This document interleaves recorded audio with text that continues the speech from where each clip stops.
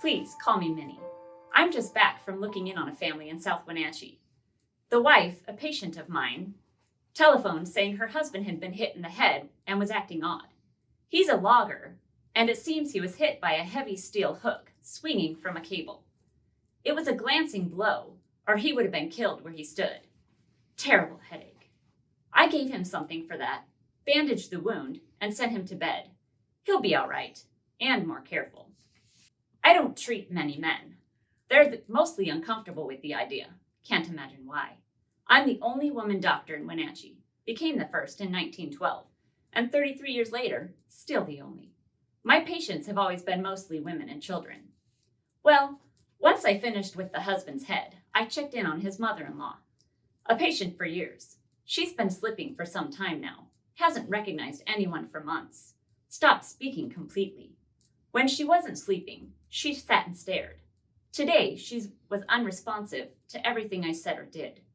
In the past, I had treated her with morphine when she was anxious and unsettled. I did what I could today, and when we looked in again in a few minutes, she had passed. Her daughter said it was a blessing, like lifting of a burden from body and mind. They call me South Wenatchee's doctor. People down here are friends. They count on me. I've lived here nearly all my life. My parents settled here in 1886, when I was 3. I was born on Christmas Day in Halfway, Missouri. Minnie Simmons. The Lee is to honor Robert E. Lee, a good family friend from Virginia. My Uncle Dave fought for the Confederacy, and in the other room hangs a signed picture of General Lee. I have loved to look at it as long as I can remember. There weren't many families in the valley when we came, and even less down here. There was the Morrison family. He had a sawmill up on Wheeler Hill, where the Wheeler family had settled this year before.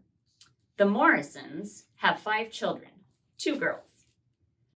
There were the Brownlows up along Squilchuck Creek, and 1 or 2 others. South Wenatchee was a fine place to grow up, better than in town. My sister Babe and I each had our own horse. Papa's land reached to the Columbia. People called it the show place of the valley. An alfalfa field, Moore Park apricots, first in the valley, peaches and apples. Babe and I would ride our horses into school when the weather allowed. I graduated 8th grade from Stevens School in 1899, and Papa sent me to Vashon College for a pharmacy degree. Then, in 1902, I entered Barnes Medical College in St. Louis. I was one of 4 women in a class full of men. The 4 of us knew we would have to work harder and do better than the men to get through. But Papa was furnishing the money, and I was to put up the brains. I never earned less than a 90% in any class, to the dismay of many of the men. I practiced first in Des Lodge, just outside of St. Louis, Missouri, mostly treating mothers and delivering babies, 2 or 3 a month. I missed Wenatchee and came back to practice here in 1912. I set up an office in the Griggs building downtown.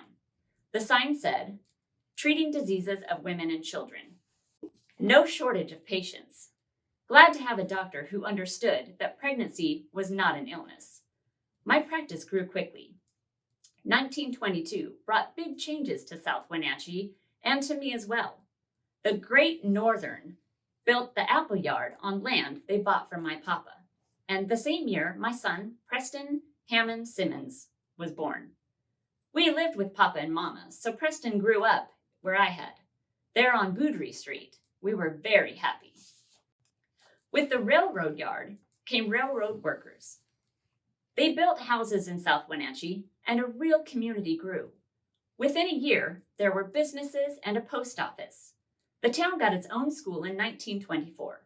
There were grocery stores, and a barber shop, and a gas station, and a meat market, 2 cafes and 2 hotels, the Terminal and Springwater. Both those hotels were destroyed in the 1925 Squilchuck flood. We were lucky our house and our family were spared. Many others weren't so fortunate. It took time to recover, but the community was strong and determined. Over the last 20 years, Wenatchee has grown to the south until it bumps against South Wenatchee. Someday, I fear, they will be one. Well, I'm off to drive to Seattle soon with my cousin Sadie Meyer. My mama lives in Seattle now, and Preston's wife Erna. As much as I love South Wenatchee and call it my home, it has not truly felt like home since Preston left 6 years ago. Off to school at the University of Washington, he met Erna there and married. After graduation, he enlisted, against my better judgment, and serves in General Patton's Tank Corps. It terrifies me to think of it. I'm considering moving my practice soon to Seattle to be closer to my family.